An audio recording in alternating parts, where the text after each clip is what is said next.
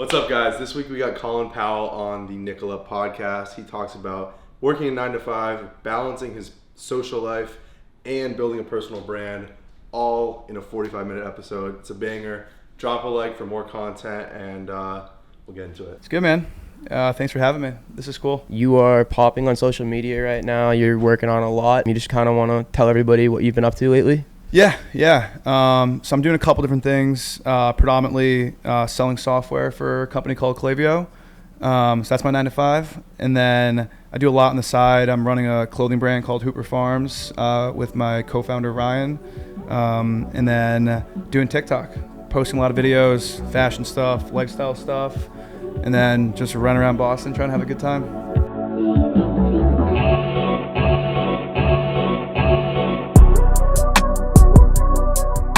Try to get Peyton to wear it again. He wore a hat the day that we launched. Okay, to a game. Awesome. Yeah. Did you see a lot of sales from that? Yeah. So the day that we dropped the hats, reached out to him and I was like, "Hey, I hate to ask for favors, but anyway, you could wear a hat to the game." And he wore it. Celtics posted on their Instagram, and then it kind of went viral. But the issue was we ran out of stock. So looking back at it, we should have not released that day, had Peyton tease it, and then sell them. Because there's a lot of people on the website who wanted to buy it, but we just didn't have it in stock. How did you prepare for the first drop? How did you have a big order? Yeah, so initially we ordered 144 hats, and the idea was build some hype around TikTok, have friends repost it, talk about it for the first month, and then the first drop went really well. We sold out in 15 minutes. Okay. And now we're trying to recreate that hype every drop, but it's a lot harder to do. What about, I saw recently Casey Neistat. How'd that come about? Yeah, so Casey's a big Nantucket guy. Okay. And Hooper Farms is a road on Nantucket. Yeah. So Casey goes to Stubbys a lot. My co-founder is one of the owners of Stubbys. Kind of friends with Casey. And same thing, we kind of sent him a package blind, not sure if he was going to wear it or even get the package. And then 2 days later, we're on YouTube. And we got a bunch of texts and calls being go check out Casey's video. And Casey was wearing the hoodie. And he never mentioned it to us. He never told us about it. He just wore it. So that also helped with sales on the hoodie front. That's unreal. I think we can get kind of backtrack a little bit. We just got right into it. Yeah. But the biggest thing, what I've noticed from influencer marketing is just organic and being less in your face about it with the influencer stuff and just having a really good product goes a long way. And for a guy like Casey, where he's getting 20 packages a day of clothing brand or people saying hey, wear my stuff, but make sure to tag us. If you don't ask and you just deliver, it's crazy. And is that a mindset you had just with it? Yeah, 100%. I think being authentic is the number one key to whether it's TikTok growth or just getting brand awareness. So a lot of times we'll send out Jarrett Stidham, who's a backup quarterback for the Denver Broncos. We sent him stuff. Never asked him to post, more just hey, here's some stuff, we appreciate you. And then he started posting in it. So I think, the less even stuff on my own TikTok, I've turned down a lot of brand deals from brands being oh, you need to say X, Y, and Z and give out a discount code and follow the script. Those videos never perform well because people are he's just, collecting some money and that's about it. So a lot of the brand deals I do outside of Hooper Farms, with other, fashion brands or skincare brands, I always prefer to keep it authentic, real, and not just be and you see it all the time, man. So many people I see on TikTok that post brand deals. It's so I'm reading off a script, and those videos just never do well, and people aren't going to buy from it. I think you've done a really good job with that. I mean, you've obviously mentioned that Hooper Farms was your brand, a couple of times on your TikTok. But other than that, you always just kind of wear the hats, you wear the hoodies, and it kind of lets it speak for itself. It's a quality product, it looks good, and then you're not being pushy, so people just want to buy it. Yeah, and I think that's the whole point, right? Is just get cool people to wear it, try to build a community around it, and not be so in your face. Initial idea was I didn't even want to be sort of involved. I wanted to almost be faceless and just have just have people start wearing Hooper Farms and not kind of be directly tied to it, which is kind of how Ryan operates. Ryan's not usually in the videos or talks a bunch about it. But then we sort of transitioned to we were just talking about this before we jumped on the creator economy and sort of the idea of just building a following and then selling something or building some sort of valuable product around it is just the way everything's transitioning now, where it used to be you build a product and then go try to find customers. Now it's reverse model of find a bunch of customers, AKA followers or people that are engaged with you, and then deliver a product. I want to like jump back a little. So Hooper Farms obviously is your project. It's kind of outside of like your main work. How does, your balance look, and like, maybe explain to the people what you do outside of that? Yeah. So I've been working for Klaviyo, which is like a marketing automation company, and we focus a lot on like fashion brands and just like direct consumer brands. So funny story. Basically in college, I was running this app called Jet Helper that basically didn't go anywhere. So when I graduated, I had no idea what I wanted to do, like had no jobs lined up, wasn't planning on interviewing anywhere because I thought I was going to continue to build and try to scale up this app. I went to my sister's apartment. She lives in Boston. She's a couple years older than me, and her roommate was there. And I was just like, listen, guys, like, I don't know what the hell I'm going to do. Like, I have nothing lined up. And she's like, well, I work for this super, super small tech company in Boston. We're trying to hire college kids. Like, do you want to apply? I can refer you. So I'm like, yeah, let's do it. Went to downtown Boston, took the interview, and basically took the job on the spot, knowing nothing about Klaviyo. Fast forward 6 years, I'm still at the company. We just went public, had a ton of success. And the reason I bring that up is there's a lot of overlap, right? I've sort of found a big passion for like e-commerce and the idea of just selling stuff online. And I was pretty well versed in it because I've been working there for 6 years, and I'm into fashion. So Hooper Farms is kind of like the medium point of all that combined. Like, can still kind of focus on the e-commerce stuff while also like delivering my own sort of fashion line. And that's kind of what led me to starting Hooper Farms in the first part. So correct me if I'm wrong, but like it sounds like the e-commerce start was almost an accident for you. Yeah, 100%. Okay. Yeah, she was just like, listen, like you need, like my mom was like, Colin, you got to find a job, like, and I was like, well, I don't even know what I want to do, but I think I could sell something. So I like talking to people, and like technology is always interesting. So it was a complete accident. The first 3 months at Klaviyo, I didn't know what I was doing, what Klaviyo was, really what e-commerce was. And then again, fast forward, it's like, now it's like my main gig. So it was like 2017? I started, it was June 2018, okay. And I graduated May of 2018. Okay. So I started there like 3 weeks after I graduated, and yeah, I'm still there kicking. So that's like a crazy time for like e-commerce too. And like, I'm curious to hear your thoughts on like, since then, the whole landscape is obviously with COVID was crazy, but like walk us through that like journey of the past 5 years in the e-commerce world, just from drop shipping, direct to consumer brands, white labeled stuff, to like big creator brands. Yeah. So when I first started, almost, call it 50 to 60% of the inbound leads we were getting were drop shippers. And there was a ton of drop shippers making a ton of money. Year goes by, and there's a huge shift where like Facebook ads became super expensive, and brands just, I think consumers just weren't sort of relating to the drop shipping anymore because they kind of figured out as essentially a scheme to some degree. So then they stopped. Like drop shipping kind of went off the map, and then there's this huge shift to like, and I think that the overarching idea and like the theme that we see with the brands that are the most successful is like they have a really good story and a really loyal audience, and they do a really good job sort of building a personalized relationship with the customer versus just being super transactional. And then today's world, yeah, it's just a creator economy. You've seen it with like, we were talking like Kim Kardashian and Skims, Logan Paul and Prime, and the list goes on. And I think that's where we're going to continue to see it move. Like all these big creators starting brands already have the audience. Most of them already have access to a ton of capital and endless opportunities from there. Yeah, real quick too, like what does Klaviyo do, just for people that don't know? Yeah, so we integrate with your store and basically ingest all the customer and store data. So for example, like you buy these gray sweatpants, 2 days later you get an email or a text about a similar pair of sweatpants. That's Klaviyo sort of powering that. So we do like email marketing, text marketing, Facebook and Instagram retargeting ads, and basically just like full stack marketing automation. Awesome. Yeah, I have a ton of friends like in the e-commerce space, and like I even got started in it like in 2018, drop shipping, of course. Yeah. And I mean, it was crazy, like just that whole world. So yeah, and there's a lot of kids, like there's definitely ways to make money like drop shipping, but it's just like it depends on what you want to do, right? If the idea is to make a quick buck, I think it's still feasible. But I think a lot of people go in the direction of like wanting to build like a genuine brand that has some longevity behind it and be able to like really scale it to the next level. And in order to do that, you have to like, even for Hooper Farms, right? Like every product gets shipped to our buddy's house. Like we feel the product, we make sure it's good. We're sending it out. We're writing personalized notes.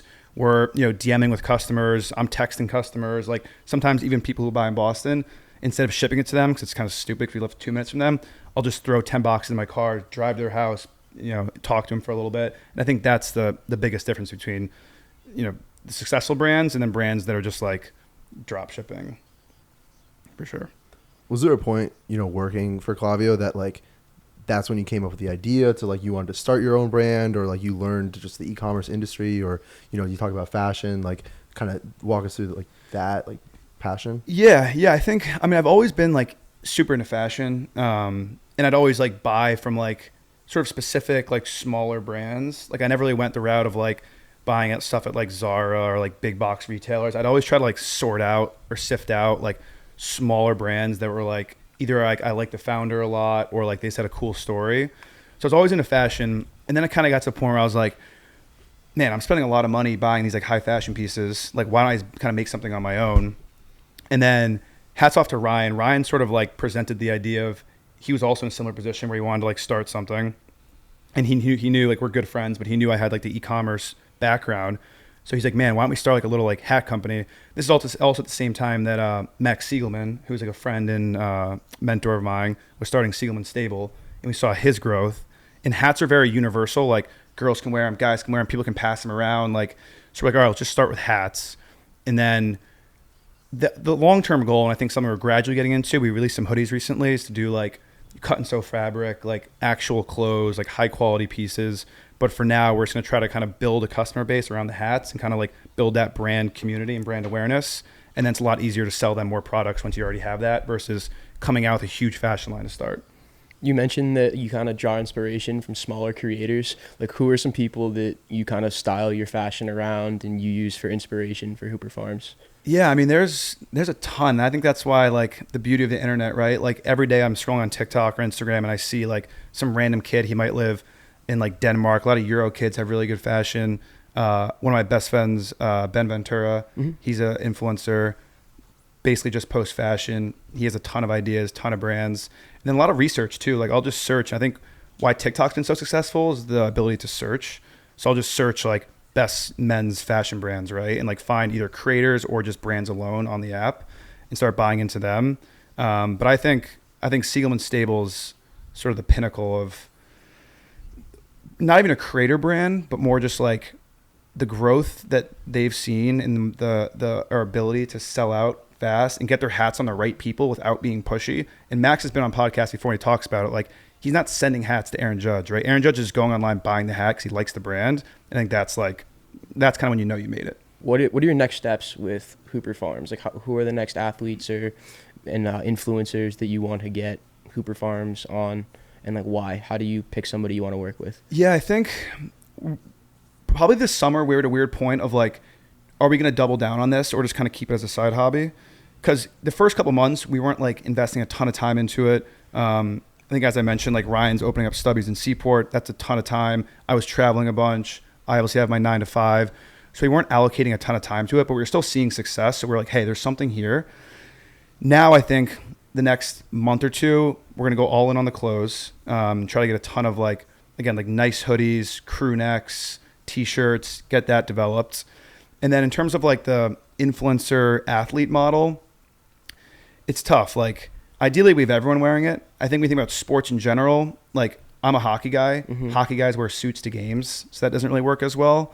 So probably like the NBA route, and try to get it to like some Celtics players.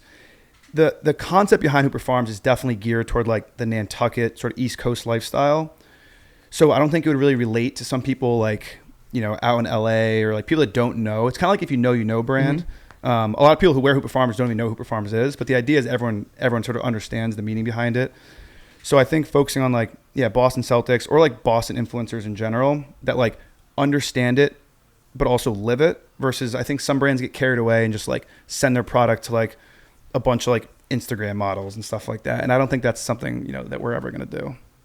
I'm curious to hear your thoughts, like kind of on Boston right now, just because like obviously we've talked about previously, just recently moving into this place. We're kind of growing our roots here. You're a big Boston guy, advocate. You're building a brand. What is it like in the city right now? I mean, man, I think, I've been in Boston the last 5 years and I have zero plans on leaving. I traveled a lot. Like, there's a lot of other major markets like Miami, New York that are really fun cities, but I could personally never live in. I think Boston's the perfect mix of like, it's a big city. You have that city vibe, but it's also just like authentic and manageable. I think the people here are incredible. The sports here are incredible. The tech ecosystem's incredible. And then you look around, we have some of the most smartest educated people here with schools like MIT, Harvard, et cetera.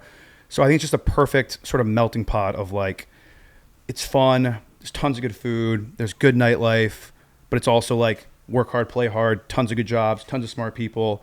And then you're close to everything. You got Cape Cod, Nantucket, the lakes, the mountains, beaches. It's just like the perfect mix. So yeah, I'm the biggest Boston advocate for sure. It's cool too, because like building a brand or a company or something here, it's like you said, there's a lot of opportunity. There's a lot of tech. There's a lot of, you could call it competition, but at the same time, if you were building like Hooper Farms in New York, it would be a totally different landscape, trying to get your hat on someone because there's a lot of other people trying to do the same thing. 100%. Yeah. And I think that's the same for like, even, me being a TikTok creator, it's like, when I go out sometimes, people come up to me and they're like, yo, like I see you from TikTok, or like, can we get a picture? Versus if I was in New York or LA, it's like, if you don't have 1 million followers and, an agent, like you can't even get by.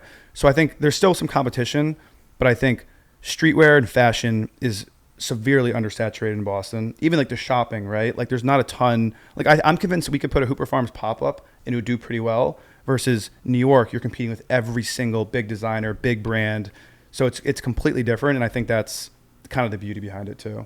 Is that something you want to get into, pop-ups or like events and stuff like that? Yeah, definitely. I think the direct consumer model online works the best to like get started, and obviously it makes the most sense financially. But I think having some sort of physical space, it might not even be necessarily a store, but like think about like just a place people can pop in and like say what's up, like play ping pong, have a beer, like sort of like really trying to lean into that like community element is something that's definitely interesting. And I think here in Seaport, there's a lot of like those smaller sort of box shops you can rent for like, and even like the holiday market they do at Cisco. There's a lot of sort of cool, and maybe not even like a full-time spot, but like do some sort of events in the future, whether it's like, renting out like a bar for a couple hours and it's like bringing a bunch of hats and inviting people to come in, and just like getting to know the customer and like taking customer feedback too. Like we've built hats based off people being like, yo, well, you should do this, or like, hey, I don't like this hat because the way it fits. And we try to like listen to the customer and just continue to kind of like iterate and make changes based off, what the consumer wants. How did you like educate yourself on like that story model brand kind of positioning? Yeah, I think a lot of books, not really books. I like podcasts a lot. And I think like the entrepreneur stuff, like my dad was an entrepreneur, my grandfather was an entrepreneur. And I think they've sort of like instilled some knowledge of just like, not even how to build a company, but business is just connecting with people, right? And I think like even outside of Hooper Farms, I think I like try to go above and beyond to like meet new people, connect with people, learn from people. Whether it's an owner of a restaurant or just someone I look up to, like just trying to pick their brain and taking sort of bits and pieces from that. So I think that's definitely been helpful.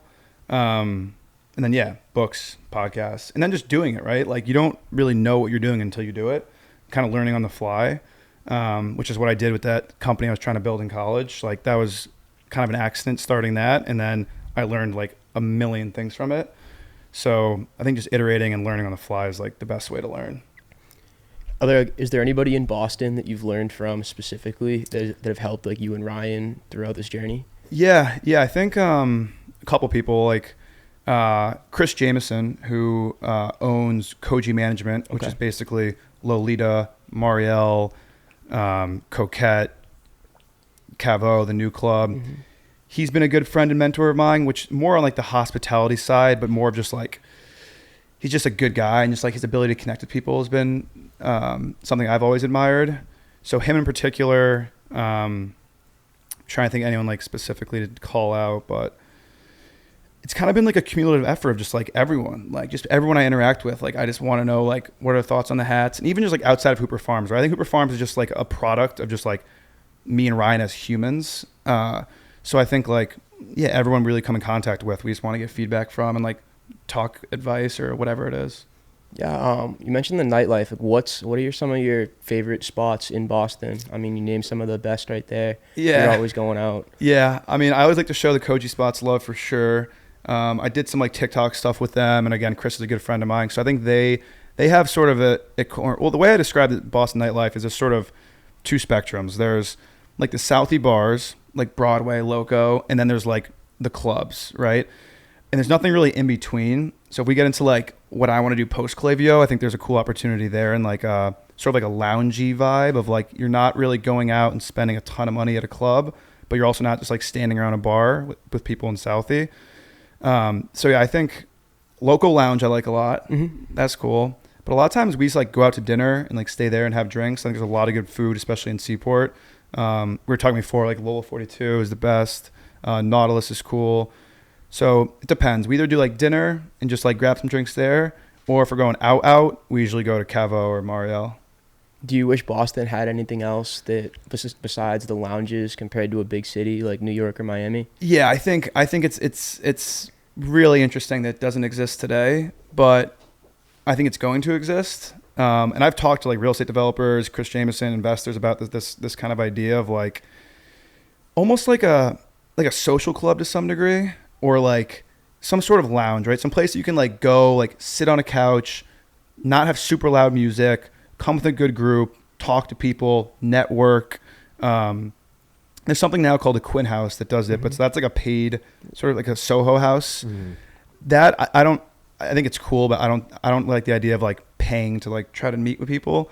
But yeah, I think every major market has a lot more lounges, like piano bars, like things that are a little bit more elevated, but still give you that kind of like fun going out experience. And really in Boston, like there's really nothing like it. So I think that's something that would be interesting to see if that were to ever happen. It's cool with those places too, like the involvement. Like you can get a lot more creative with like a club. It's just going to be music is like the main attraction, but you can have different types of events and pop-ups and bring in local clothing brands 100%. or local artists, whether it's visual art and do like a gallery event or music or something like that. So I love that idea. Yeah. So I've been like thinking about this idea for a while now, and I think, you know, since I was fortunate at Klaviyo to get some equity with the recent IPO, like whenever it might be, like in the next couple months or years or however long I stay at Klaviyo for, after that, I'd love to get into like the hospitality space. And you just hit like exactly what I was talking about, like kind of like a communal, just kind of create some sort of ecosystem of like, yeah, not just like partying and like going to you're at Cavo, it's like, it's loud. You know, you're not meeting someone and having a good conversation there. And same thing with the Southie bars, right? It's like you usually go out there, it's fun, but it's loud. There's a million people running around. It's not as intimate. And I think there could be definitely room for some sort of, yeah, maybe lounge is the wrong word, but almost just like some networking space. And to your point, like bring in like local artists, you know, live music, and just try to attract the right people. They're just like, you know, middle-aged people just want to like go meet people in Boston and like build connections that way. So right now, obviously, you are still with Klaviyo. You're working 9 to 5. You have your content, your brand, and all that. How do you balance that? What does the day-to-day kind of structure look like? Yeah, so I mean, being in sales, the day-to-day varies a lot. Like, there's some days where I'm like have back-to-back calls, like all day long. Other days, like I'm a little bit more open. So I think just like time management is super important in terms of like, obviously the Klaviyo 9 to 5 is the most important. Like that's what I allocate most of my time to. But then there's the whole time after work, right? So like from 5 to 9 p.m., I work on a lot of Hooper Farm stuff. I make most of my content at night. I post most of my content at night. So usually it's like 9 to 4 Klaviyo, 4 till whenever I go to bed, 11 p.m., content, Hooper Farms. And then weekends, usually just Hooper Farms, content, or like just hanging out. And correct me if I'm wrong, but like it seems like that's so much of a passion of yours, so that like when you're done, you close your computer, you're done with the work day, the other stuff that technically is work doesn't really feel like it, right? Yeah, 100%. And like the ideal space is like Hooper Farm is paying me the same amount as Klaviyo is paying me, and I just do Hooper Farms full time. But yeah, to your point, like I think if you're gonna do anything outside of work, if you're not passionate for it, even with work, like I have a lot of friends that like just try to get paid to do like these corporate jobs and they hate it. And I just like I really enjoy Klaviyo. Is the reason I've been there for so long. So it's perfect in the sense that like I wake up, I look forward to what I'm going to do for work, that's obviously 401k, insurance, like paying me a month, yearly salary. And then on the side, I'm doing something I'm also passionate about. So it's like most of my days I'm doing stuff that I enjoy. And I think that's what kind of keeps me going and keeps me like so high energy. Do you ever feel like there's like a conflict of interest, might not be the right word, but do you ever feel it's like that work might not be happy that you spend so much time on side projects? Or does Ryan ever feel like you're spending too much time at your 9 to 5? No, I think honestly, most of my coworkers at Klaviyo and like my managers support, like they love it. I think Klaviyo has done a really good job like encouraging people to do things outside of work. And I think on top of that, there's a lot of people that work at Klaviyo that run e-commerce brands. Because again, it's like the exact same thing. We're doing it all day long. Like we call ourselves experts in the e-commerce space. So like my direct manager wears a Hooper Farms hats on most of his sales calls. Like people support it. I think there's always going to be like, an internal battle of like, should I spend more time on this, spend more time on that? But I think as long as you have some sort of balance, like, whether it shakes out to be 2 hours less, 2 hours more, it's not really going to, make that big of a difference. Yeah, no, having the support is definitely huge because right now, like Wags and I, we aren't working 9 to 5s, and this podcast and, this company as a whole is, our full focus. And, sometimes it can be, demoralizing if it's not going as well as we think it should be. But, the support network's always huge. You said that you had your dad as an entrepreneur, your grandfather as an entrepreneur. Did you gain some, did you draw inspiration from them? Like, what businesses were they in? Yeah, 100%. So both my dad and grandfather were in the recruitment business. So they recruit doctors and like surgeons and stuff like that. My dad's always told me one of my favorite quotes is either work for the man or be the man. So even like growing up, like my brother and I were always trying to like, whether it was like lemonade stands or just like figure out ways to make money.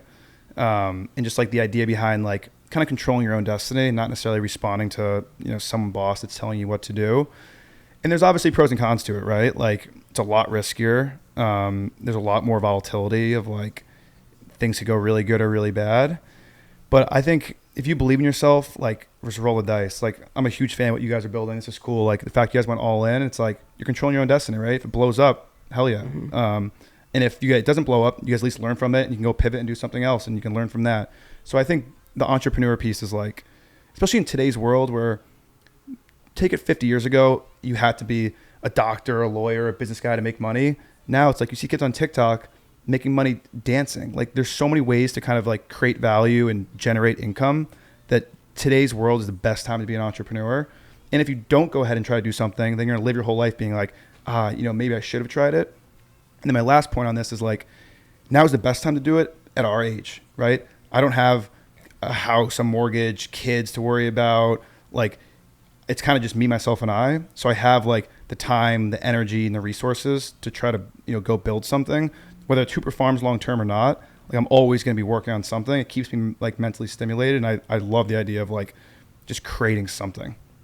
The crazy thing is too, like, you work for a company in a corporate environment that just went public because of entrepreneurs and because of e-commerce, this like almost gold mine that was created somewhat recently. Yeah. Yeah, it was founded in 2012. It was these two guys. Our CEO basically built the Klaviyo product, and he still works there. He's still our CEO. He was the original engineer. But yeah, exactly to that, right? And like, it happens all the time. Like these companies getting acquired for hundreds of millions of dollars, and a lot of the businesses too. It's a simple idea, right? Like I think people get sort of intimidated by entrepreneurship because they think they need to create the next Facebook or some crazy medicine product, and really it's not. Like you can, there's people. The girl who started like the fidget spinner or whatever, or the Silly Band, they got bought for $200 million by Target. Like that's such a simple concept. So I think a lot of people like overcomplicate it, but I think if you find something that doesn't exist in the market and you're passionate about it, at least try. Not every company needs to be, the next Facebook, like you said, but what's it been like kind of being an early employee at Klaviyo and then seeing them grow, raising Series A, and then going public, like on the back end, what was that like? Yeah, it was wild. I think it was probably the best thing that could ever happen to me. I learned so much so quickly, and I think now it translates to a lot of things, right? Like if I ever leave Klaviyo, want to get a different job, I'll have a really good story to tell of like, I started when the company was here revenue, here employees wise, and like here's what we did to get to that sort of next jump. And I was super close with leadership, so which helped me get like promoted quickly, got roles that like I probably didn't really deserve, but like just being in the office all day, surrounded by a ton of smart people, a ton of smart like engineers, product people. Not since I'm a sales guy, right? I think a lot of people work in sales in their office with just salespeople, versus I was kind of in like, I sat next to like our chief revenue officer, our director of product, and was kind of always listening to those conversations. So I just learned a ton about not just necessarily, e-com and like Klaviyo specifically, but more just like how people think, how they make decisions, and everything that's tied in with that made me like learn it super fast, and then get promoted faster. So I always tell people, like, people ask me like for advice on like, hey, if I want to, work in tech, what should I do? And I'm like, find a small company that has a really good product and a really smart team and just work there, versus going to jump to one of these massive companies like Amazon where you're kind of just a number and no one's really going to talk to you. You talk to your manager twice a week. I just don't think that's the right way of doing it. Yeah, it's tough. I worked at Oracle right out of college, and then, it's like a sweatshop. Exactly. There was like 300 kids in my BDC class, wasn't really set up for success. And it makes me really wish I started at a smaller company like you. Yeah, I think I have tons of friends who do the same thing, and it's just like, and not saying one way is better than the other, but like my thoughts on it has always been like, small company, get in the weeds, and you can just, it's just, in my opinion, a lot better. Yeah, definitely. I'm going to get in trouble. I think I've shit on Oracle in like 4 different episodes so far. That's funny. But what is some of your favorite stories so far, just like from building a brand, whether it's positive or like has anything like gone wrong with it, just like some real stories? Yeah, we had a lot of things go wrong with Hooper Farms. The first time was so when we first dropped, it was 4 different hats. And I don't know why or what we were thinking, but we printed out all the shipping labels, put them on the boxes, and basically, once you mess up one person's order, you mess up all the orders. And it was like 144 hats. A lot of friends that like showed love to me and bought hats, like family members showed love to me and bought hats. And we basically messed up one order, and then early on shipping boxing, and then we messed up every single one after that. Because it was like out of sync by one or something. Out of sync by one, exactly. So almost every single person got the wrong hat. Oh, no. And thankfully, like, it was our first go around. Like, people know we're a small brand. We're trying to figure it out. So no one was like really upset about it. But it was kind of just like, we were so dialed in for the launch, and like, we felt really good about it. And we're like, we want everything to go perfect, which is kind of a naive way of thinking. But yeah, basically every single person got the wrong hat. So that was a good learning experience. There's been a couple other just like small things that like, or even things you don't really think about that like we're trying to do. Like branded boxes, like what's the other one we just tried to do? Yeah, like the branded boxes we ordered them. Person wrote Hopper Farms, Hopper, and they sent it to us like, check, make sure it's good. And we were just like, yeah, it's good. We just saw like our logo, we're like, it has to be good. We didn't look twice about it. And then we got those and it was spelled incorrectly, so that we lost like whatever, a couple $100 there.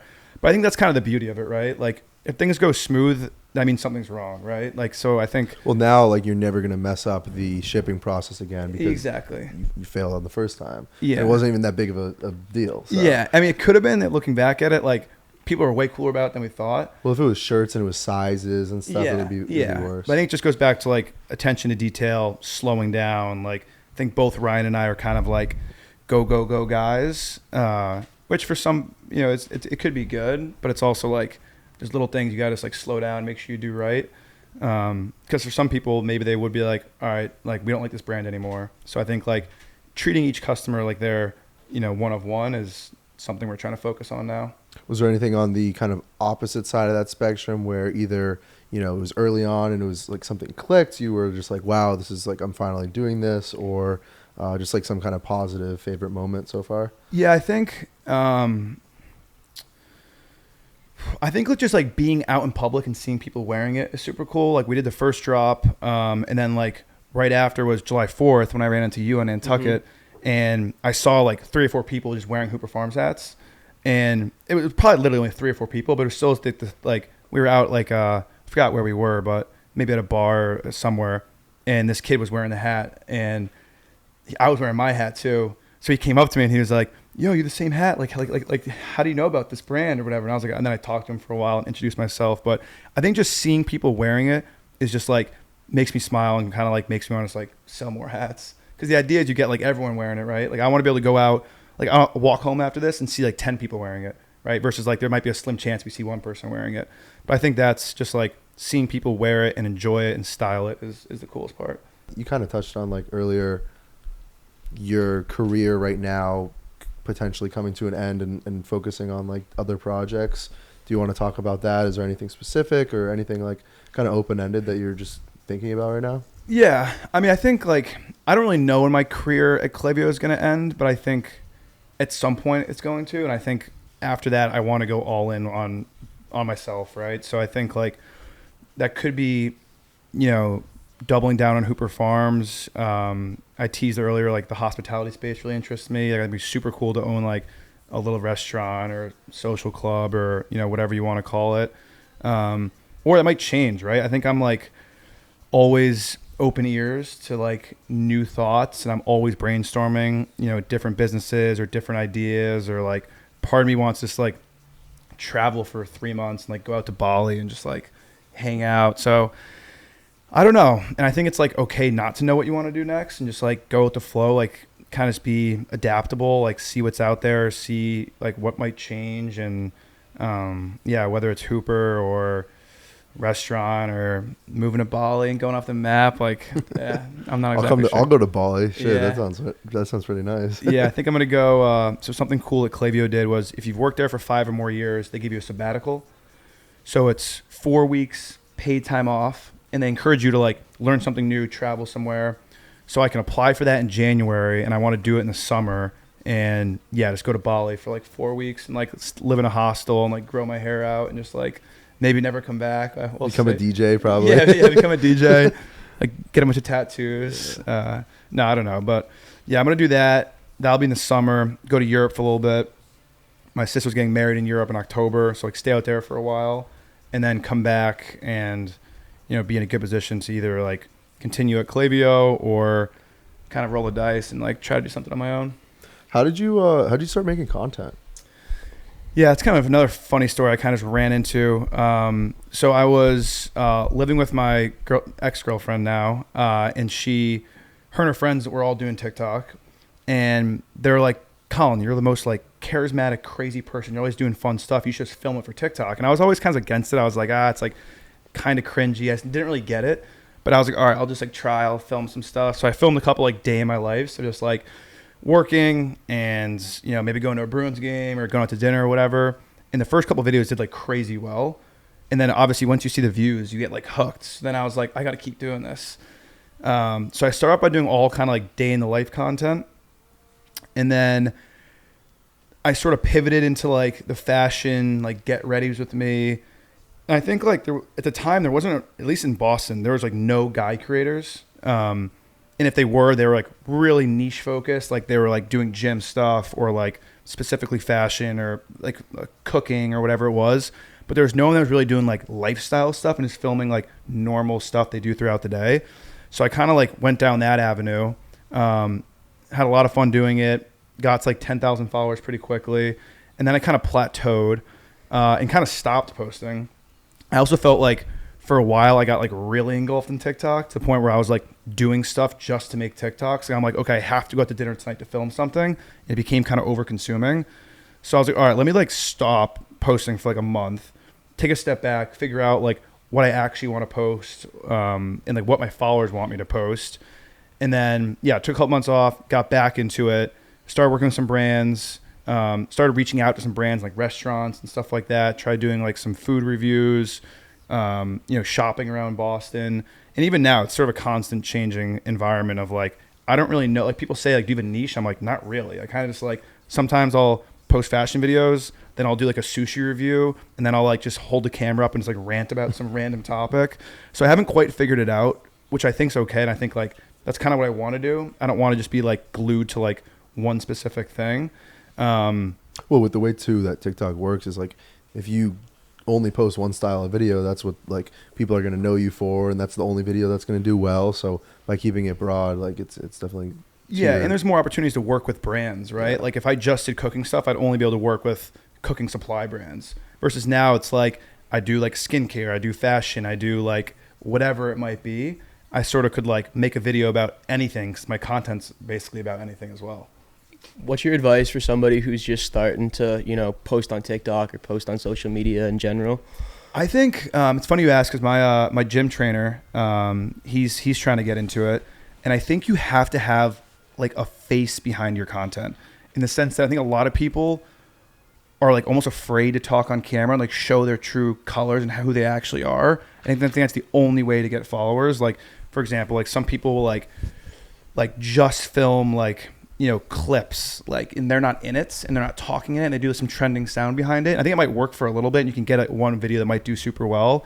But I think to like build an audience and get people to follow you, like they follow you because of you, not necessarily because I go to Bruins games, right? So I think like being okay with being on camera and like just talking and like being genuine and not like trying to act like someone else or using a different style voice or saying different things because you're on camera. Like I keep it authentic. I swear I say whatever I want. Like I keep it pretty like open. And I think people like, you want people to meet you in person and be like, oh, that's the same kid that's on TikTok. Yeah. Versus like, not to name names, but you guys probably know there's people that are on TikTok and in person, they're completely different people. And I think just being like super authentic, being passionate about what you're posting about, responding to comments, engaging with people, that's like the best way to do it. And then how do you deal with like a bunch of the keyboard warriors? Because you definitely have a few of those in your comments. Oh man, yeah, I get, it used to be really bad. Partially because I played into a character. So for like, I thought it did work a little bit, which looking back on it's something I kind of regret, but I really leaned into like the New England like trust fund kid character, which people automatically just like rip on. And I think there's sort of two ways of doing it. Now I try to just ignore people, but I used to like respond to comments and like double down on it and like go back and forth with people, which is one way of doing it. But now I think, at least I like to think that I sort of shifted the content. That's kind of when I started plateauing. And I also was just like, I don't want to do this anymore. I don't want to like constantly like pretend I have a trust fund and like run around and spend a ton of money doing crazy stuff. So I sort of shifted now. And it's interesting because I think my followers shifted and like the comments have shifted. Like now I get a lot more positive comments. Like I've been doing like gym content and people are like, yo, congrats. Like you look good. Like you're not drinking as much. But I think there's always going to be keyboard warriors. I like that term you called them. And I think it's either just ignore them or like have fun with it. Like you gotta have thick skin. Like you can't like, if you're going to get upset by what some like user 353 15-year-old kid posted, then it's like, maybe TikTok's not for you, but I don't know. It's just like ignore it or like I think having fun with it, like respond to people, getting people going, like it's just funny. I feel like the thing with those, like on like both like a reassurance side, but also like a numbers thing is like it's actually helping you when like people are hating because they're watching your videos. So like it's like back end, like TikTok, like watch time's going up. They're engaging with the videos because they're commenting, and it's just like you know that if you're doing something right, people are going to hate on you. And so like that's just like an ingredient to success. So. Yeah, 100% agree. And I've like commented back at people being like, hey, like they'll say something crazy and I'll be like, just keep watching, you know, like it's like people are going to say whatever they want, but yeah, it helps. Right. Yeah. And if people aren't like talking shit, then like you're probably not doing something right. You think about LeBron James, like half the people hate on that guy, but it's like he's LeBron James. Like that's a crazy example, but like you get what I mean. Totally. So yeah, I think use it as like motivation and just like, it's TikTok, man. You know, it's not like these people aren't going to, I've had people come up to me to the streets. It's always been positive. Like no one's going to come up to me and be like, yo, I hate you. You're from TikTok. And like, no one's going to say anything, you know? So it's like, it is what it is. Just roll with the punches. Yeah. My favorite comment to get is like, we'll post a clip just to post one and we'll be like, oh, we should start a podcast, bro. Yeah. Because, you know, everybody's got one nowadays, but yeah, we like those are kids that like don't know how to start a podcast or wouldn't go out and do it. So it's like, who cares? Yeah.